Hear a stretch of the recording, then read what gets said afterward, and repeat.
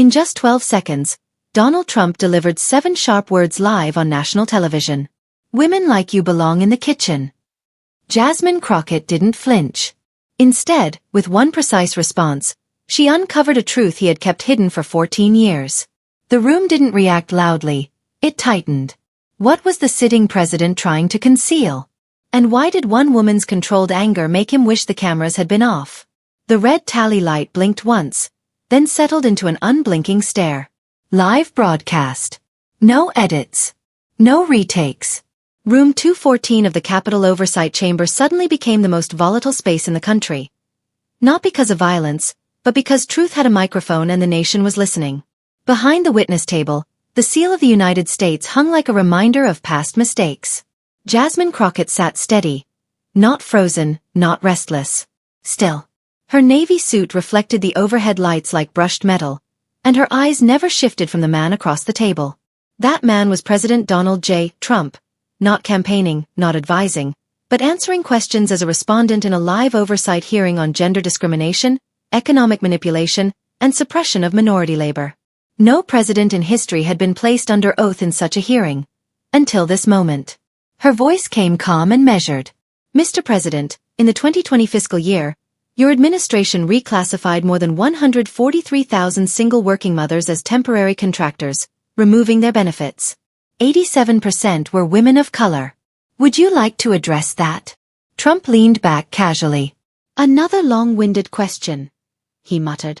The room gave a tense laugh. Cameras zoomed in. Then he smirked. I'll tell you this, women like you would be more helpful cooking in a kitchen than interfering in policy. The words dropped quietly but hit hard. No shouting followed. No gasps. Just a sharp stillness. Even the audio feed seemed to hesitate. Across the country, viewers stopped mid-sentence. In a Michigan retirement home, an elderly woman whispered, "Did he really?" In an Atlanta bar, a man froze with his drink halfway up. Online, a hashtag was trending within seconds. But Jasmine didn't move. Not a blink. Not a shift. She simply lowered her eyes, not in embarrassment, but in analysis. For 5 long seconds, the nation watched her stay silent. Trump chuckled like someone who believed he had won. His lawyers exchanged approving looks. Representative Jordan leaned forward, ready to add pressure. They were sure they had triggered the reaction they wanted. Anger, tears, anything that would feed the stereotype he had thrown like a careless insult across the polished floor. But Jasmine Crockett didn't follow their script. She reached for her glass of water, calm and steady. Her fingers tapped twice on the wood. Small sounds that echoed like a timer counting down. Then silence again. On the other side of the chamber, a reporter whispered, "She's planning something. She's not reacting, she's preparing." Online comments exploded. "She's too calm. She's going to dismantle him. What's in that folder?" Because sitting right beside her was a worn brown folder. Its federal seal slightly cracked, a document peeking out like evidence waiting to surface. She hadn't touched it, but its presence spoke louder than words. Everyone sensed it. Whatever was inside wasn't about her. It was about him. And when she finally opened it, it wouldn't be for defense, it would be for exposure. What truth had he tried to hide for more than a decade? Now about to be revealed by a daughter on live TV. Trump didn't seem to notice the stillness. Or he misread it. He leaned forward, louder now. "This committee is the problem," he said. "Emotion over economy. Feelings over facts. And women like her," he gestured, "are given power because they know how to cry on camera." His words spread instantly beyond the chamber. Phones vibrated across the country with breaking headlines. Trump tells Representative Crockett, "Go back to the kitchen." Trending in under 2 minutes. Jasmine Crockett reached the #1 trend shortly after. Cable networks reacted fast. MSNBC fell silent. A CNN host whispered, "He just dismissed the 19th Amendment on air." A Fox anchor attempted to call it a joke, but even his co-host looked doubtful. Social media split. Some defended him, many criticized him, but no one ignored the moment. Inside the chamber, Jasmine stayed completely still. Her pen hovered over her notebook, unmoving. Her breathing steady. Then a slight motion. She gripped the pen tighter, not to write, but to keep grounded. Her pulse wasn't speeding. It was narrowing, sharpening. Her thoughts drifted to a kitchen in South Dallas in the summer of 1998. She was 12. Her mother, Dolores, stood barefoot on cracked tiles, working 3 pots on a 2-burner stove while holding a soldering iron. She was repairing the handle of a frying tool she had invented using duct tape, steel wire, and an old ruler. Jasmine remembered the hiss of hot oil, the burns on her mother's fingers, the determination in her eyes. "You build with what they leave you," Dolores had said. "And they don't leave us much." She remembered mailing the patent application. Then waiting as no one responded. Waiting until silence turned to anger when others began using the design without her mother's name attached. Jasmine whispered, now barely audible, "You don't know what you just walked into." Trump kept speaking. "This is why affirmative action fails. Put a pretty face behind a microphone and suddenly you get opinions." Another dismissive gesture. Another attempt to joke through discomfort. But he didn't see the change in Jasmine's expression. Focused, steady, exact. He didn't recognize that her calm wasn't fear. It was restraint. The kind that appears right before everything shifts. Because something was building. And it wasn't emotion. It was preparation. And millions were watching. What happens when the man who erased someone's name finally hears it spoken on national television? Jasmine's quiet wasn't surrender. It was strategy. She blinked once, slow, and leaned forward to adjust her microphone like aligning a precise instrument. Her voice came level and controlled. "Since we're discussing kitchens, Mr. President," she said, eyes fixed on him, "let me introduce a tool your businesses relied on for 12 years. Trump blinked, confused for the first time. Jasmine reached into her bag, deliberate and calm, and pulled out the worn tan folder. No logos. No theatrics. Just a federal seal and a patent number. She set it on the desk gently. Cameras zoomed closer. Dolores Crockett, 1991. U.S. Patent 4561K. The name filled the chamber like a held breath. Viewers in homes, bars, waiting rooms, and offices stared at the screen, reading the name, the date, and the woman holding it. Jasmine opened the folder. Inside was a slightly yellowed blueprint, the patent for a heat-resistant adjustable fryer handle. One used in thousands of commercial kitchens nationwide, including every Trump Tower kitchen from 2002 to 2014. Trump shifted. A blink. A twitch. Enough to show awareness. Jasmine spoke without raising her voice. "My mother, Dolores Crockett, created the tool your chefs used daily. They called it the Edge. She built it from duct tape, scrap metal, and her own hands while raising 3 children and working 2 jobs." She turned the document toward the cameras. "So yes, we belong in the kitchen, because we designed it." Gasps rippled quietly through the room. Reporters tightened their grips on their pens. One senator whispered, "Is this verified?" Staffers checked the patent online. It took less than half a minute. The record was there. Public. Legal. Undeniable. On screen, the broadcast split. Jasmine on one side, steady and composed. Trump on the other, still, his earlier smile fading. Social media erupted again. Dolores Crockett. The Edge she built. Not his kitchen. A retired chef in Philadelphia went live on Instagram, emotional. "I used that handle for years, and never knew it came from someone like her." Jasmine wasn't finished. She slid the folder closer to the desk's edge. Part statement, part warning. "You didn't just use her invention," she said. "You erased her name. You profited from her design and gave her nothing. Not recognition, not respect, not even acknowledgement." Trump tried to interrupt, but his mic cut out as C-SPAN's feed prioritized the active speaker. And for the first time that day, the silence belonged to him. Jasmine looked straight into the camera, not as a politician, but as a daughter reclaiming what had been taken. What happens when a forgotten name becomes the spark, and the world is holding the fuse? Before the silence, before the folder, before a name made a president pause, there were Dolores's hands. They were never soft. Winters cracked them, summers toughened them, and years of grease and cleaning supplies stained them. Sometimes they were wrapped in gauze, but never still. To her daughters, those hands were both guide and reminder. They stirred soup, fixed torn clothes, wiped away tears, and in quiet hours traced early designs on the backs of grocery receipts with a borrowed pen. Young Jasmine would watch from the kitchen table, legs swinging, chin on her arms, trying to figure out what her mother was sketching. "It's for people with tired wrists," Dolores whispered once, eyes still on the page. "So they can cook without leaning over hot oil all day." The drawing wasn't impressive, just a bent rod, a rotating clamp, a cushioned grip she made from rubber tubing cut from a broken sink hose. But to Dolores, it was dignity shaped from metal and memory. In the 1990s, the patent system wasn't built for women like her. She mailed the first application with shaking hands and 2 weeks of grocery money. No lawyer, no funding. Just hope sealed in a stamped envelope. The rejection came quickly. Then another. And another. The wording never changed. Insufficient documentation, not commercially viable, incomplete draft. Dolores didn't cry. She revised every time for 3 years. She sketched during work breaks, tested new versions with foil and rubber bands, burned herself twice, and kept going. She once traded a birthday cake order for 2 hours of advice from a community college engineering student. When the acceptance letter arrived, Jasmine was 10. Dolores opened it barefoot on the porch, her work apron still tied at her waist. She didn't shout or celebrate. She simply exhaled, like someone finally allowed to surface for air. Patent approved. Crockett, Dolores. A45611K. She taped it to the fridge beside Jasmine's report card.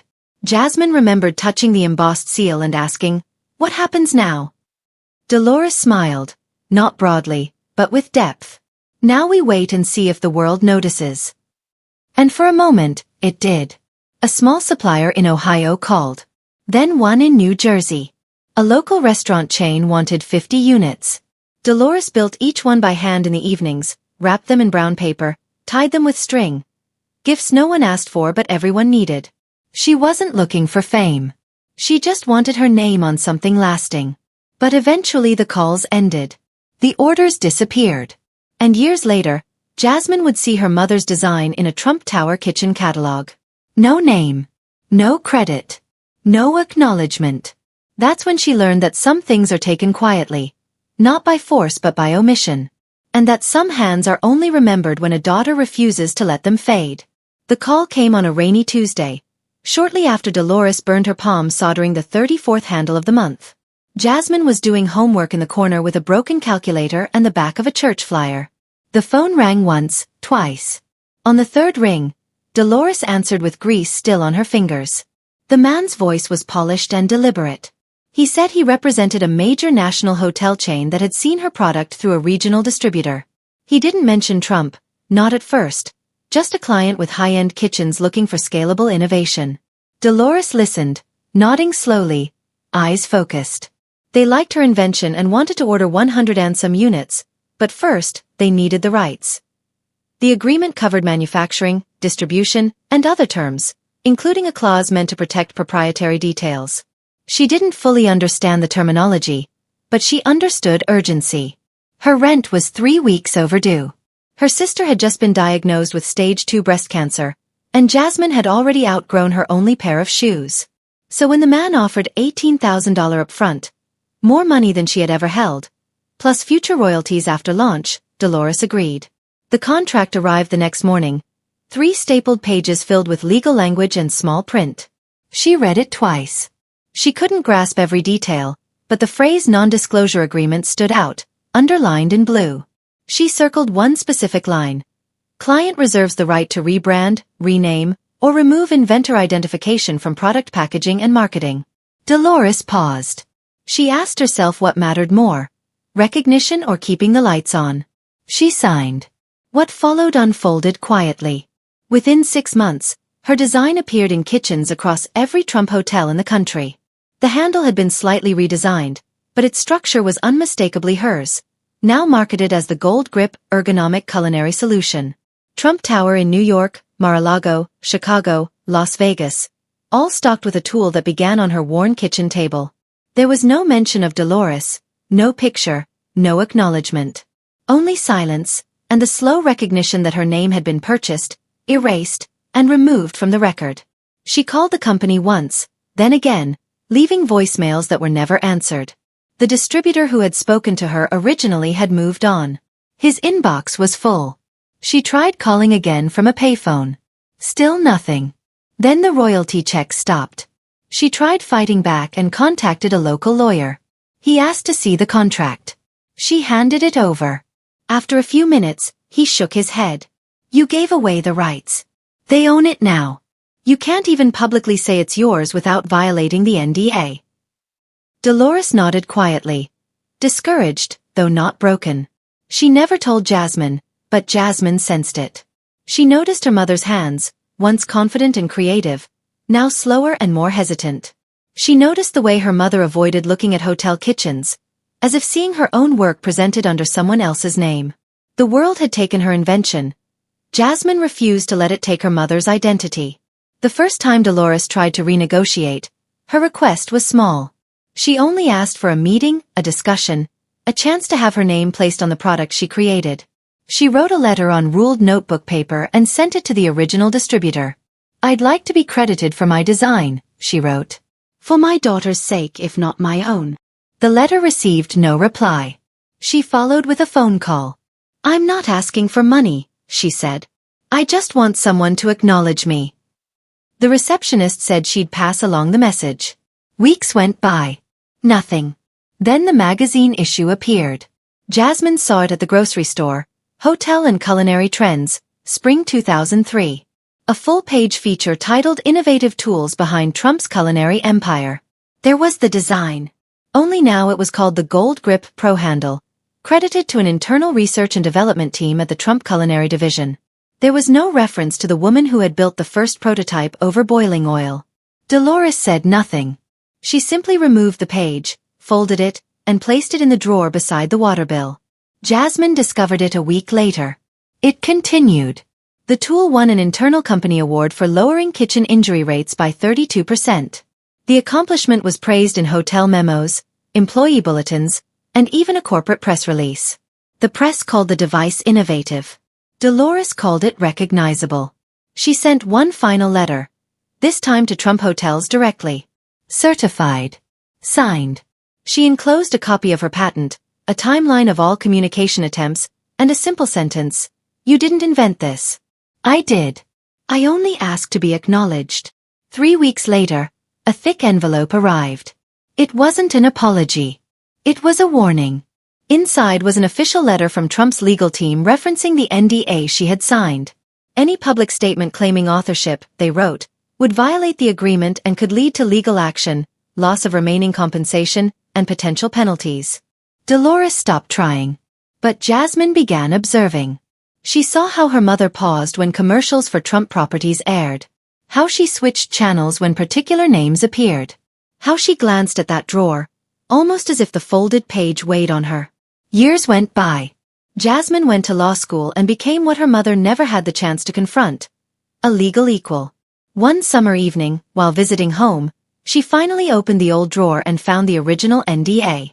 She sat on the kitchen floor reading it by the stove light, examining every clause, signature, and buried condition. Then she found something. A line small and hidden in the legal text. Not standard language, but specific and deliberate. Jasmine paused. Read it again. And again. She whispered. This wasn't just about credit. This was about removal. Her breath tightened. What had her mother signed that made silence more valuable than creation? Jasmine didn't sleep that night. She sat at her mother's old kitchen table, the same one where blueprints had once been sketched on napkins. Now it was covered with photocopies, legal pads, and 3 highlighters. The NDA weighed on her. Not just the words, but the silences, the edits, the gaps. One paragraph in particular refused to let her go. Clause 4B, buried deep in the contract, was like a hidden landmine. Client reserves the right to redact or omit all identifying demographic information of the original creator where deemed necessary to align with brand presentation. This wasn't standard legal language. It was deliberate. Jasmine had seen this before in discrimination cases, where brand consistency was a euphemism for hiding contributions from Black creators. By sunrise, she made the call. The man on the other end answered groggy, hesitant. I haven't worked there in over 10 years, he said. I have nothing left to give. I'm not asking you to give, Jasmine replied. "I'm asking you to remember." After a pause, he agreed. 1 hour off the record. No names. The former procurement staffer met her in a diner booth in suburban Virginia, eyes constantly scanning, as if the past were still chasing him. He brought nothing but memory and a single folder. A scanned copy of the original NDA from an archived email chain. "I didn't ask questions back then," he admitted. "Now I wish I had." Jasmine flipped through the pages. There it was. Clause 4B. But now there was something new. A faint gray note in the margin, barely visible. Flag for racial disclosure. Do not attach profile image or ethnicity tag in registration system. Confirmed deletion before filing. That wasn't standard, she said. It came from the top. Who signed off? He slid the final page forward. Lance Felton, then Chief Financial Officer of Trump Hotels, had signed. Beneath his signature, partially concealed by redaction, was another, faint, but unmistakable. Jasmine held it to the light. The curves and swoops were familiar. She had seen that signature before, on real estate filings, lawsuits, campaign checks. Donald J. Trump. Her breath caught. Her hands trembled, but her eyes didn't waver. Her mother hadn't just been erased. She had been intentionally written out. Jasmine pressed the folder to her chest like a weapon. "I need a copy," she said. "Are you really going public?" he asked. She nodded, eyes on the scar in the diner table, mirroring the scar on her mother's palm. What kind of empire erases the hands that built it? The light seemed brighter at the committee hearing, not because the bulbs had changed, but because the silence had. C-SPAN's red tally light blinked, framing Jasmine Crockett at the table. The folder lay open before her like evidence. She adjusted the microphone, fingers steady, posture unwavering. The chamber, usually filled with whispers and side glances, now sat in tense anticipation. Across the aisle, President Trump leaned back, eyes narrowed. A man who had spent his life commanding rooms was about to experience what it felt like to be cornered. Jasmine began. "Earlier this week, my office obtained a non-disclosure agreement signed between Trump Hotels and a private inventor, my mother." Murmurs rose. Confused. She held up a clean page, highlighted in yellow. Clause 4B, she said, explicitly states, "Under no circumstances shall the source or demographic identity of said inventor be made public reference in marketing or associated in any official internal or external communications." The chamber didn't gasp. It froze. Legal aides exchanged uneasy looks. Phones buzzed. A law professor in Colorado paused mid-lecture, rewinding the live stream. Jasmine held the page steady, never breaking eye contact with the camera.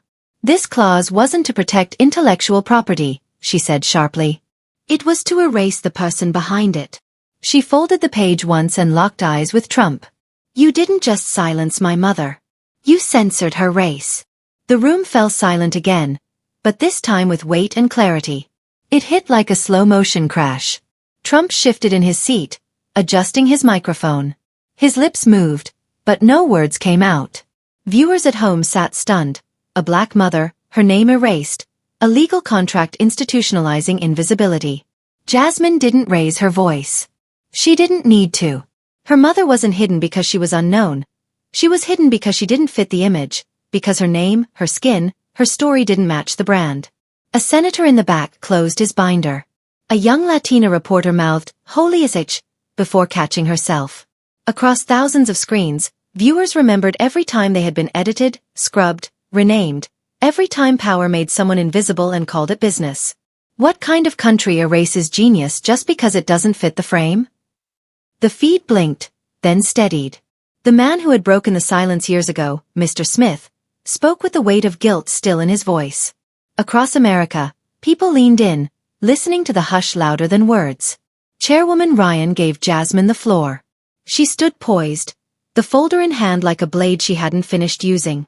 "Mr. Smith," she began, "you served as procurement liaison for Trump Hotels from 2001 to 2008. He nodded. "Yes. I handled product selection and internal branding coordination." "Correct," he confirmed, including the ergonomic handles submitted by Dolores Crockett. The room held its breath. Jasmine stepped closer to the camera. "Did Donald Trump personally review that product before the NDA was issued?" Smith's shoulders tensed. Yes. He saw the prototype. He asked. Who created it? Jasmine didn't blink. What happened next? The voice on the screen dropped slightly. I told him it came from a black woman in Dallas.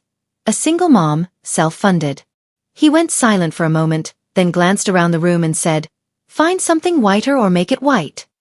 The words hit slowly but sharply. A quiet ripple of gasps moved through the room. A junior staffer dropped her pen. A congressman stared ahead, lips parted, unable to speak. The screen flickered, but the voice remained steady. Legal was instructed to draft a clause, Mr. Smith continued, one that removed all demographic identifiers, photos, ethnicity, anything connecting the inventor to her background. This was not standard procedure. It was deliberate. Jasmine gripped the folder tighter. Clause 4B, the rule forbidding racial disclosure, was added by direct order. From the top, he confirmed. She nodded almost imperceptibly, like a lawyer acknowledging a piece of evidence she already suspected. Were there other inventors whose identities were removed like this? She asked. The witness hesitated, clearly uncomfortable. At least 9. All women. All people of color. The words landed with precision. Reporters typed furiously. Phones buzzed. Headlines began to form in real time. One senator whispered to another. No one smiled. Even Trump remained silent, arms crossed, eyes narrowing, powerless to stop what had begun. Jasmine stepped away from the microphone. She did not raise her voice. She didn't need to.